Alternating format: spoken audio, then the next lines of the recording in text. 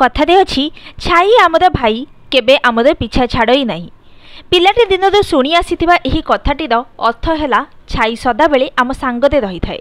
समस्ते विपद आपद दे संग छाड़िले भी छाई केबे भी आमको छाड़िब नाही।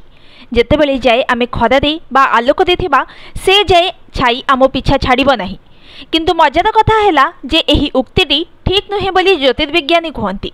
बत्सरे एपरी दुईटी दिन अच्छी जेबे दिन दुई पहरे मध्य किछि क्षण पई छाई आमर पिछा छाड़ी दिए, अर्थात से समय रे आमर छाई देखा जाए नहीं। एहार कारण बत्सर से ही दुईटी दिन मध्याह्न सूर्य आमर ठीक मुंड उपरे रहे और से समय रे आमर छाई देखा जाए नहीं। एही घटना को ज्योतिर्विज्ञानी माने शून्य छाया दिवस बा जीरो शैडो डे रूपे नामित करिसेंती। आसंतु जानिबा एपरी काहींकी घटे और एपरी नामकरण करिबार यथार्थता कौन रही। आमे सबुदिन देखु जे सूर्य सबुबेले पूर्व दिगरे उदय होई पश्चिम रे अस्त जाए। से समय रे आमे बाहर को गले सबुबेले सूर्यर विपरीत दिगरे आमर एक छाई सृष्टि होई थाए। जेतेबेले जाए सूर्य आलोक थाए सेतेबेले जाए छाई रही थाए। सूर्य दिग्बलय जेते निकटरे थाई छाईर लंब सेते अधिक होई थाए और सूर्य मुंड ऊपर को आसीगले छाईटी खूब छोट हो जाए। किंतु केबे भी एहा पूरा उभे जाए नहीं। प्रकृत रे सूर्य सबुदिन ठीक पूर्व दिगरे उदय हुए नहीं कि सबुदिन ठीक पश्चिम रे अस्त जाए नहीं। वर्षरे केवल दुईटी दिन सूर्य प्रकृत पूर्व दिगरे उदय हुए और मध्याह्न आमर ठीक मुंड उपरे रहे और से समय आमर छाई देखा जाए नहीं। पृथ्वी निज कक्षपथ सहित 23.5 डिग्री ढली रही। फल सूर्य सबुदिन समान स्थान उदय हुए नहीं बा एक जगह अस्त जाए नहीं।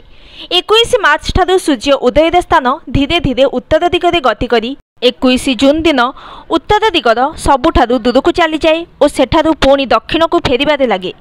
21 सेप्टेम्बर दिन विषुवरेखा उपर देई 21 डिसेम्बर दिन दक्षिणर शेष बिंदु मकर क्रांति रे आसी पहुंची थाए।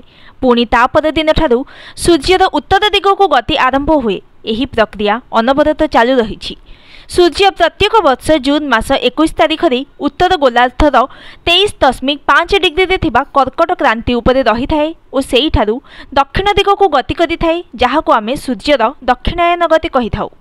एहीपरि दक्षिण दिग को ढली ढली 22 डिसेम्बर दिन विषुवरेखा ठारु 23.5 डिग्री रे दक्षिण रे थिबा मकर क्रांति रे पहुंची थाए। सेही दिन सेही अंचल गुड़िकरे मध्याह्न समय रे सूर्य सीधा सड़क मुंड उपरे रही थाए। फल सेठारे शून्य छाया घटी थाए।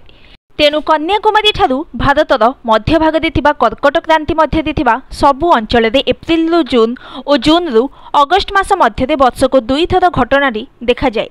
एहाकु देखिबा पई कोनोसी जंत्रपातिर आवश्यक नहीं। एक समतल जगार खुंट चारिकुणिया बाक्स बोतल इटा भली किछि जिनस खरा पड़ुथबा स्थान रे लंब भावरे रखंतु और निर्धारित तारीख दिन मध्याह्न किछि समय पूर्वरु लक्ष्य करंतु किपरि वस्तुटीर छाया धीरे धीरे छोट होई उभेई जाउछि और परे पुणी किछि समय परे धीरे धीरे देखा जाउछि।